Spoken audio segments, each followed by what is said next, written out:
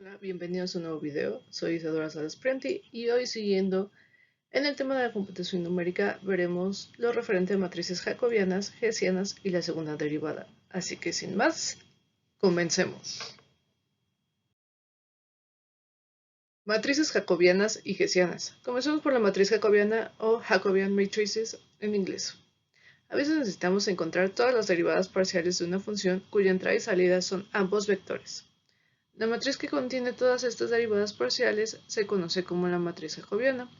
Específicamente, si tenemos una función de Rm a Rn, la matriz jacobiana pertenece al espacio Rn por m de f. Está definido como la derivada parcial j por la función f de x y esto en el lugar ij. Veamos pues un ejemplo para que quede esto más claro. Tenemos la f de x, x1, x2, igual a 4x1 al cuadrado menos x2, y la otra función es 6x1 a la 3, x2 a la 2. Ahora, así es como se define la matriz jacobiana en general, 2 por 2. Así, vemos que la derivada parcial de f1 con respecto a x1 es 8x1. ¿Qué es f1? F1 es esta de aquí. Y F2, digo, F1 es toda esta, sí, perdón, no vi el menos. Y F2 es toda esta. Ahora, con respecto a x2, aquí tenemos que es menos x2, entonces su derivada es menos 1. Con respecto a la segunda función sobre x1, tenemos todo esto de aquí. Y con respecto a la f2 de x2, tenemos todo esto de aquí. Entonces solamente lo acomodamos. Este va aquí, este va acá. Solamente lo acomodamos y tenemos nuestra matriz jacobiana de 2 por 2. Ahora, segunda derivada o second derivative. También nos puede interesar la derivada de la derivada. Esto se llama la segunda derivada. Por ejemplo, una función de Rn a R, la derivada con respecto a x y se denota de esta manera.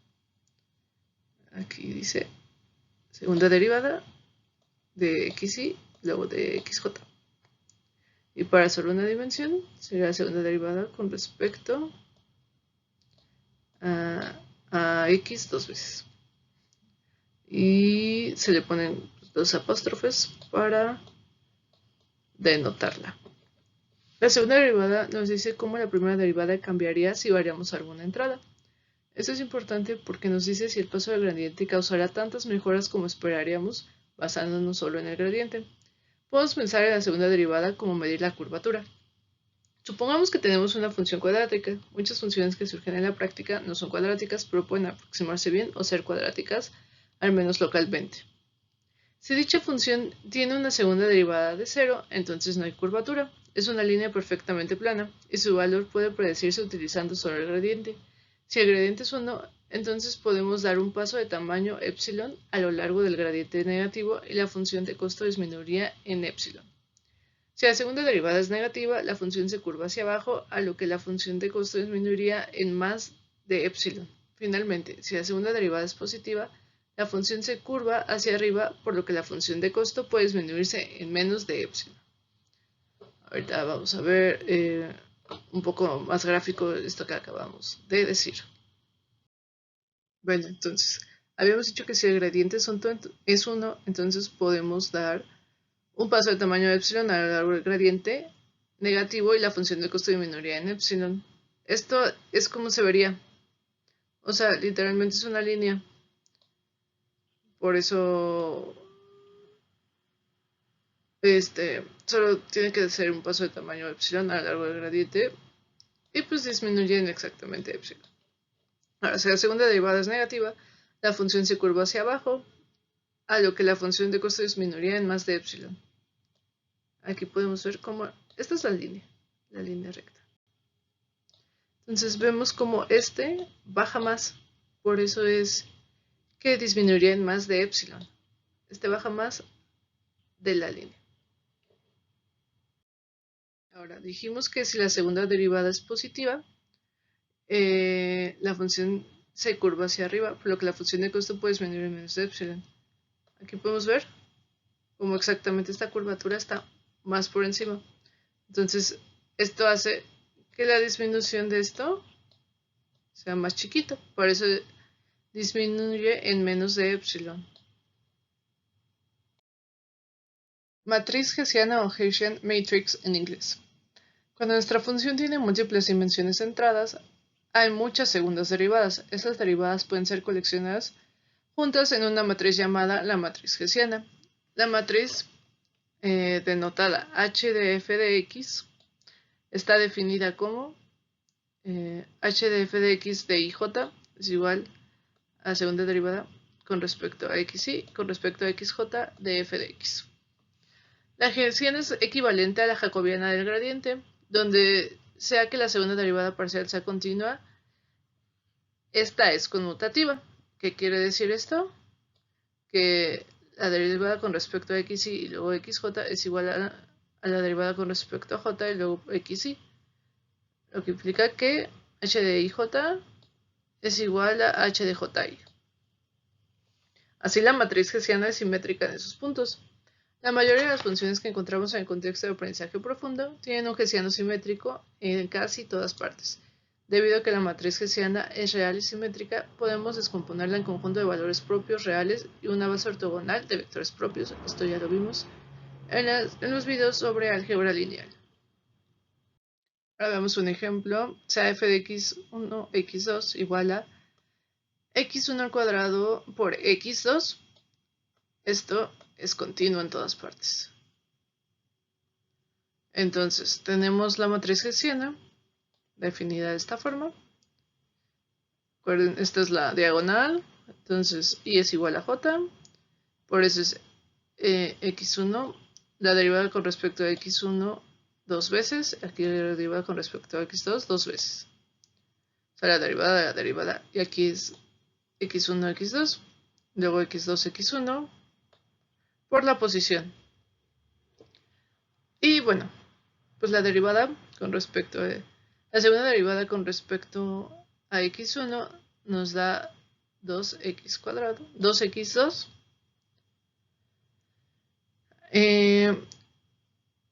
Y esta, recordemos que es una función continua, entonces estas dos son iguales. La segunda derivada nos da esto. Y la segunda derivada con respecto a x2 nos da 0.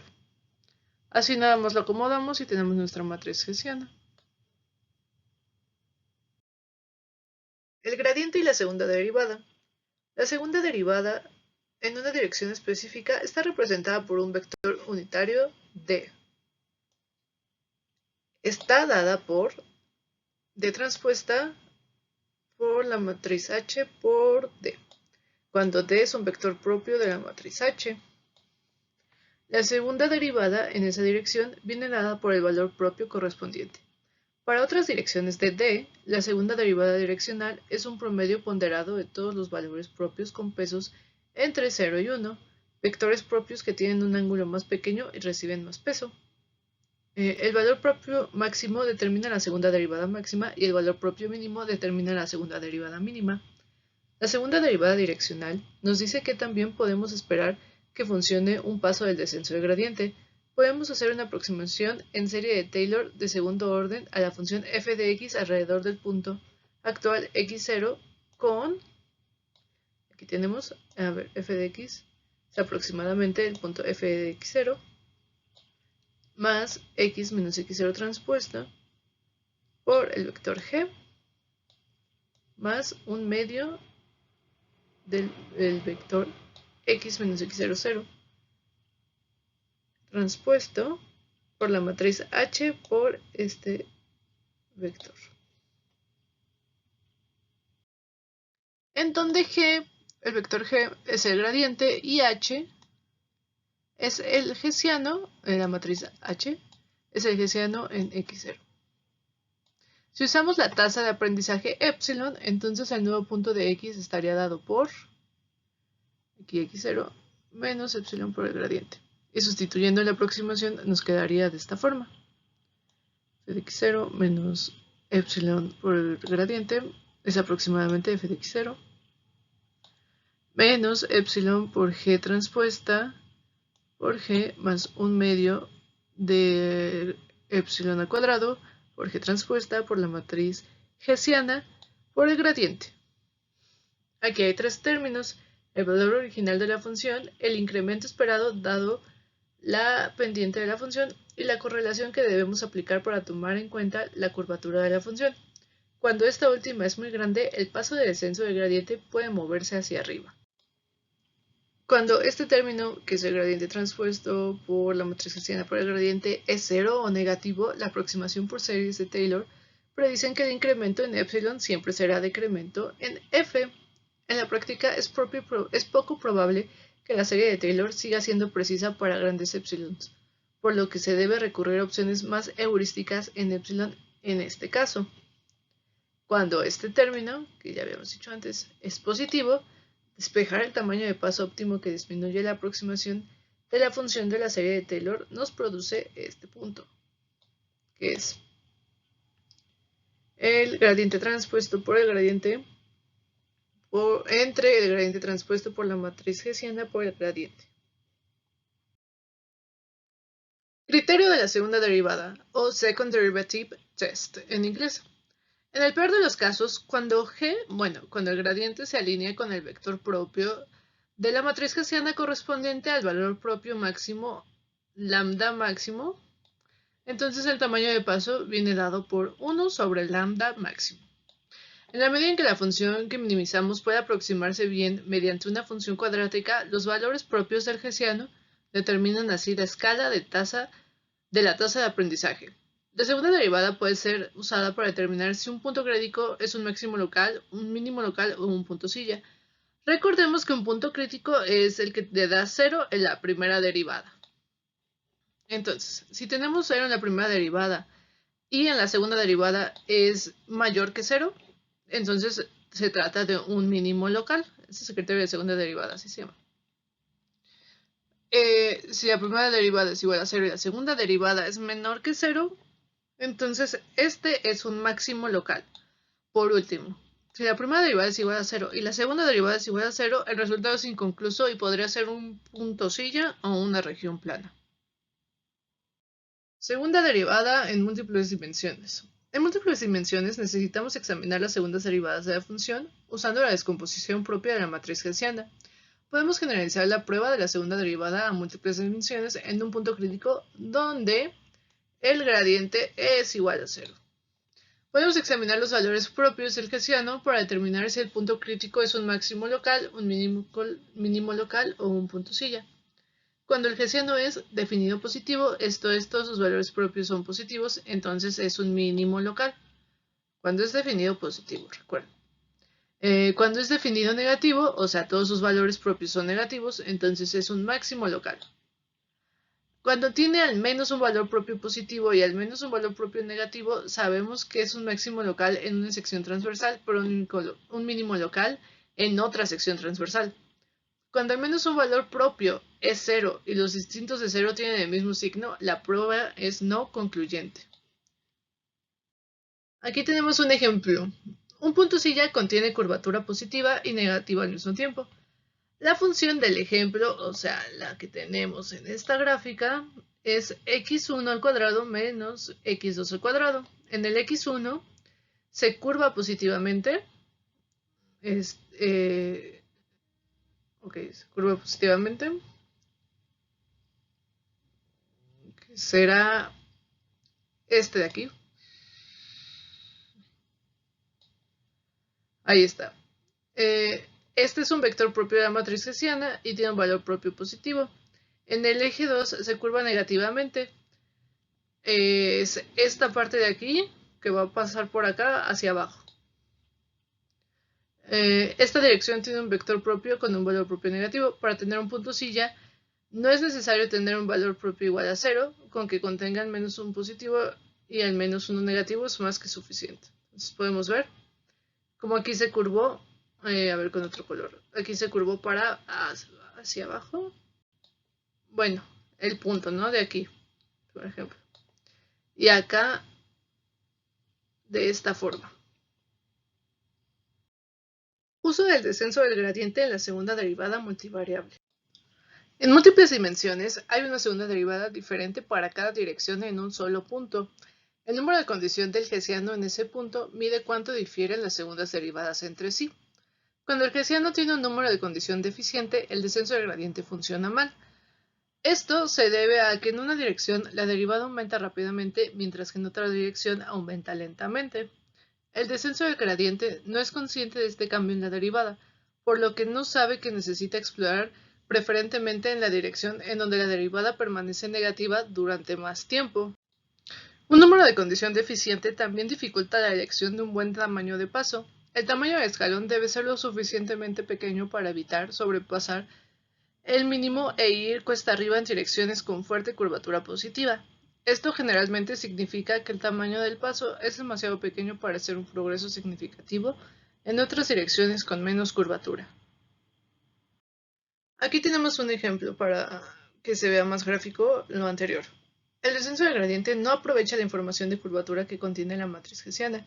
Aquí utilizamos el descenso del gradiente para minimizar una función cuadrática f de x cuya matriz hessiana tiene la condición número 5. Esto significa que la dirección de mayor curvatura tiene 5 veces más curvatura que la dirección de menor curvatura. En este caso, la mayor curvatura está en la dirección 1,1 transpuesto y la menor curvatura está en la dirección 1,-1 transpuesto. Las líneas rojas indican el camino seguido por el descenso del gradiente. El descenso del gradiente pierde tiempo descendiendo repetidamente por las paredes del cañón porque son la característica más empinada. O sea, el descenso, en lugar de irse así, va así. Entonces aquí vemos algunas deficiencias. Método de Newton o Newton's Method en inglés. Este problema se puede resolver utilizando información de la matriz hessiana para guiar la búsqueda. El método más simple para hacerlo se conoce como el método de Newton. El método de Newton se basa en el uso de una expansión de la serie de Taylor de segundo orden para aproximar f de x cerca del punto x0. Es esta de acá. Usa toda esta formulota. Ay, no sé por qué es verde, pero vamos a ponerlo rojo. Bueno, esta de acá es una serie de Taylor. Utiliza la matriz hessiana, el gradiente. Tenemos el gradiente. Tenemos la matriz hessiana. El punto menos x menos el punto y todo eso. Pero si resolvemos para el punto crítico de la función, obtenemos que este sería el resultado, que sería x0 menos la matriz hessiana por f en x0, todo esto a la inversa. Por el gradiente por f de x0. Cuando f es una función cuadrática definida positiva, el método de Newton consiste en aplicar la ecuación anterior una vez para brincar directamente al mínimo de la función. Cuando f no es realmente cuadrática, el método de Newton consiste en aplicar la ecuación anterior varias veces, actualizar iterativamente la aproximación y saltar al mínimo de la aproximación puede alcanzar el punto crítico mucho más rápido que el descenso del gradiente. Esta es una propiedad útil cerca del mínimo local, pero puede ser una propiedad dañina cerca de un punto silla. El método de Newton solo es apropiado cuando el punto crítico cercano es un mínimo. Todos los valores propios del hessiano son positivos. Esto de acá ya lo habíamos dicho. Mientras que el descenso del gradiente no está atraído por los puntos silla, a menos que el gradiente apunte hacia ellos. O sea, solamente tiene deficiencias cerca de un punto silla. Y ahí en los puntos sillas, pues el descenso del gradiente es lo mejor para evitarlos. Función continua de Lipschitz o Lipschitz Continuous Functions en inglés. Los algoritmos de optimización que utilizan solo el gradiente, como el descenso del gradiente, se denominan algoritmos de optimización de primer orden. Los algoritmos de optimización que también utilizan la matriz hessiana, como el método de Newton, se denominan algoritmos de optimización de segundo orden. Los algoritmos de aprendizaje profundo tienden a carecer de garantías porque la familia de funciones utilizadas en el aprendizaje profundo es bastante complicado. En muchos otros campos, el enfoque dominante para la optimización es diseñar algoritmos de optimización para una familia limitada de funciones. En el contexto de aprendizaje profundo, a veces obtenemos algunas garantías al restringirnos a funciones que son continuas de Lipschitz o que tienen derivadas continuas de Lipschitz. Una función continua de Lipschitz es una función f cuya tasa de cambio está eliminada por la constante L de Lipschitz. O sea, para toda x y y, f de x menos f de y es menor o igual que la función de Lipschitz de x menos y. Esto es la norma cuadrada. La propiedad anterior es útil porque nos permite cuantificar nuestra suposición de que un pequeño cambio en la entrada, realizado por un algoritmo como el descenso del gradiente, tendrá un pequeño cambio en la salida. La continuidad de Lipschitz también es una restricción bastante débil y muchos problemas de optimización en el aprendizaje profundo se pueden convertir en Lipschitz continuo con modificaciones relativamente menores. Quizás el cambio más exitoso de optimización especializada es la optimización convexa. Los algoritmos de optimización convexa pueden proporcionar más garantías al hacer restricciones más fuertes. Estos algoritmos son aplicables solo a funciones convexas, funciones para las que los hessianos es definido positivo en todas partes. Tales funciones se comportan bien porque carecen de puntos silla y todos sus mínimos locales son necesariamente mínimos globales. Sin embargo, la optimización convexa solo se utiliza como una subrutina de algunos algoritmos de aprendizaje profundo. Las ideas del análisis de los algoritmos de optimización convexa pueden ser útiles para demostrar la convergencia de los algoritmos de aprendizaje profundo, pero en general no se utiliza. Bueno, con esto concluimos el video de hoy. Muchas gracias por su atención.